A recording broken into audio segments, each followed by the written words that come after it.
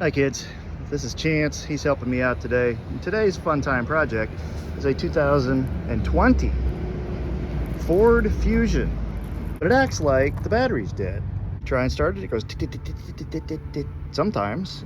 So the owner bought a new battery, asked me to put it in. I came and looked at it, and this is what I'm seeing. That doesn't look like a dead battery, does it? All right, so here we are in the cockpit of this weirdness. This is the key of this weirdness. This is a style of stuff that I don't really understand. What's it doing? System off to save battery. System off to save battery. So when we try and start this thing, sounds like the battery's dead, doesn't it? So I'm not even running the element, just hooking a battery to it. We're gonna see what we get now. Starts right up. Now, can you see that? This alternator is putting out almost 20 volts. So that's over the top. So we're gonna throw a junkyard alternator in here and see if we can solve that issue. So I ran to the junkyard today, grabbed an alternator because nobody had any of these on hand locally, and to order one in was going to be like 400 bucks. So I decided that was a little too many dollars to put on this right now. But we got the bolt for the main cable. We unhook that, the plug, unplug that. Then there's like 1, 2 bolts, and then I think there's one more on the front, and that's all that holds that thing in. It's really not very complicated, and it's right up on top, right where we want it to be. I like that. This is the I think this is a 1.4 or 1.5 turbo, it's supposed to be. So weird little motor. These two nuts out. On the junkyard car, I actually took these two studs out, which gave me a lot more room to get the alternator out, so I don't know if I'll have to do that or not. This stud is gonna go ahead and come out. This is actually not a stud, this is a bolt. It's a really weird bolt, so don't mess this up. Almost feels like it's made out of aluminum, very light gauge steel. Let's take this belt cover thingy off. Belt doesn't look great either. So one of the questions I've been wrestling with, I got the two top bolts out. And one of the things I've been wrestling with is how in the hell do you tension that belt with no tensioner? There's no tensioner on this little, this is a Ford EcoBoost. I'm learning this today, okay? I don't know anything about this car, but here's what I found out is the way I'm doing this, if you take these two top bolts out, all the way out, you can pivot this thing. It pivots on that bottom bolt. So I should be able to put the new alternator in and just pivot this up. And that not being a new belt, it's kind of stretched in, so it ought to go on pretty easy. Let's find out if I'm full of it or not. Here's my little clever method for trying to not lose my belt so I don't have to string it back through all of that. I didn't bring my jack, I don't have any ramps, so I can't get the car up off the ground, and I don't want to have to get down there and try and put everything back on the crank pulley. So, hook a bungee cord on there. Let's go up through this latch and that latch.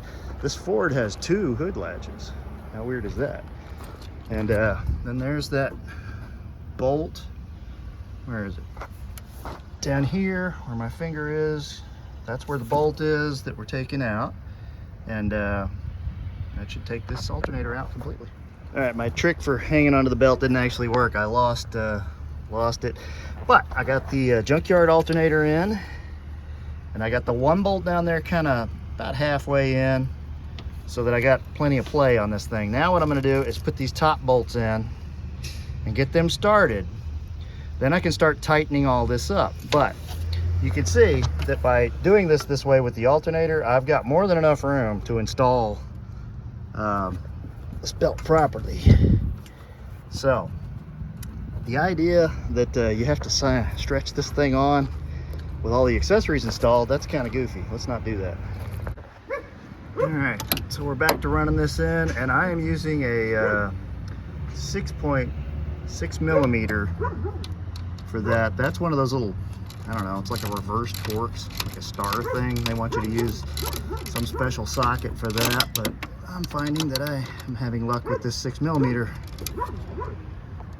Run that bolt in first so that we got something to guide our pivot. And I want to be very careful not to cross thread this. I had to really kind of push on this to get that bolt to line up. Don't want to cross thread this because that is aluminum, and if you cross thread it, well, you've made a big job for yourself. Don't do that.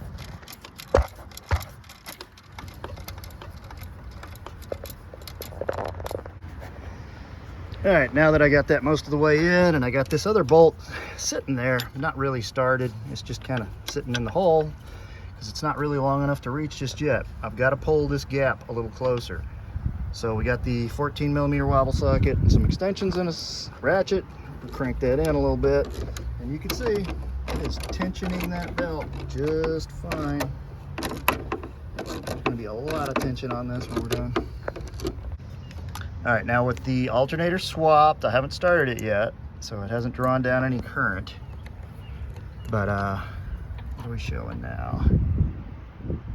16.14 volts. I'm going to now fire it off and see what kind of voltage we read now that we've got a different alternator in there. I'm thinking the alternator voltage regulator went out, which is internal on this alternator.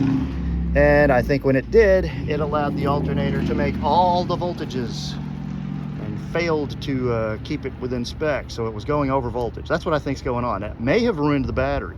If it did, I have another battery, but I'd rather save the $275 if I can. All right, push this once to turn the stuff on. Let it do its boot up thing. Push it again. All right, so we still don't have what we need to have. In fact, it sounds pretty weird. All right, I'm gonna swap that new battery in and see if that helps. All right, just because I think there's a good chance that the 20 volt output on the alternator might have screwed up the battery, I went ahead and put your new battery in. All right, and I checked it a minute ago, reading 12 volts with it off, 14 volts with it on. And let's see if it'll start again, just to be sure. Push the thingamadoodle. It does the stuff and the things happen. Push the brake. All right. So I think what we had was a bad alternator that might have fried your battery a little prematurely.